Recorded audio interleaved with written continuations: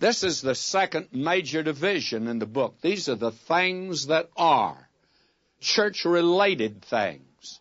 And we are going to find out in each one of these messages, beginning here with the first, Ephesus, and we have here in the first 7 verses of the 2nd chapter, the letter that the Lord Jesus sends to this church there.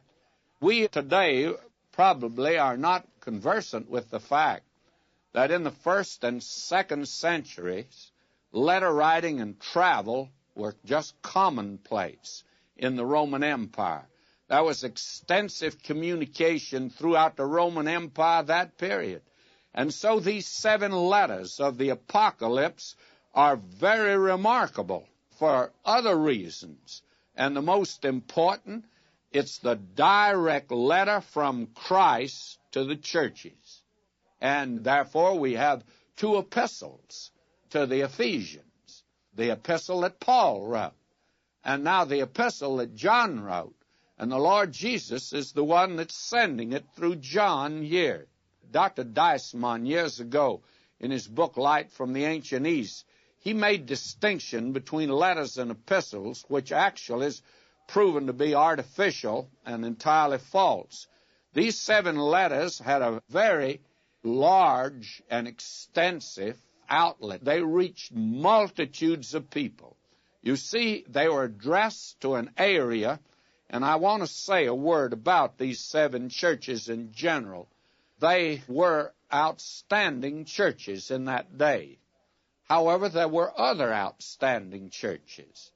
And this area of the Roman Empire was probably the most important part of the Roman Empire in the 1st and 2nd and even the 3rd centuries. And the reason is that here is where East and West met.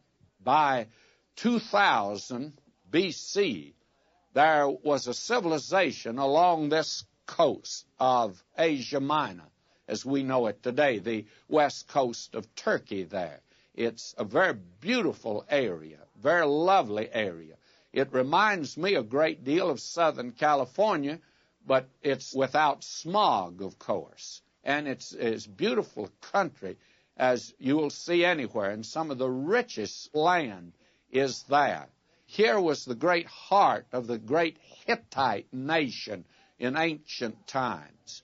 And by 2000, there were these cities that were inhabited. Ephesus was inhabited at 2000 B.C. So was Smyrna, which is modern Izmir, and Pergamum, obviously a little later on. And then Thyatira and Sardis came along probably later and were made great in the times of Alexander the Great.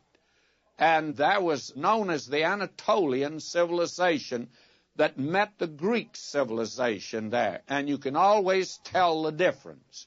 The gods of the Anatolians, which were a more primitive people, their gods were beasts, whereas the gods of the Romans were human beings, actually, projected out and made large, of course. So that what you have here are letters that travel through that area, and the impact actually was tremendous at that time. For instance, when you come to the city of Ephesus, it was a city of about 200,000 people, actually. It was a great city, and they had this great outdoor theater there that would seat 20,000. And it was a city that was made of white marble. It was a beautiful place. Paul comments on that. And we may think that the impact of the gospel was not great in that particular area. But if we think that, we're entirely wrong. Actually, in the city of Ephesus, it made such an impact that at the entrance to the harbor, there were 4 great pillars. And they have the cross. Only one stands today. It has the cross on it. And one was to Matthew, one to Mark, one to Luke, and one to John. You see that after Paul and after John, there was a tremendous Christian population in that area. And even Dr. Luke could write concerning that area that all in Asia, both Jew and Gentile, heard the gospel.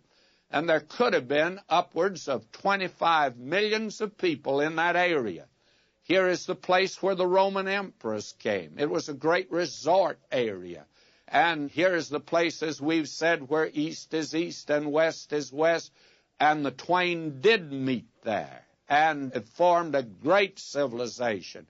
And here is where Paul had, I suppose, his greatest ministry was in the city of Ephesus. And out from there, the gospel was sounded forth throughout all of Asia, Dr. Luke says, so that all heard it, both Jew and Greek. Now, not all turned to Christ, but everyone heard it. That was probably the greatest movement and the greatest, what we would call, revival that has taken place in the history of the church. It took place in that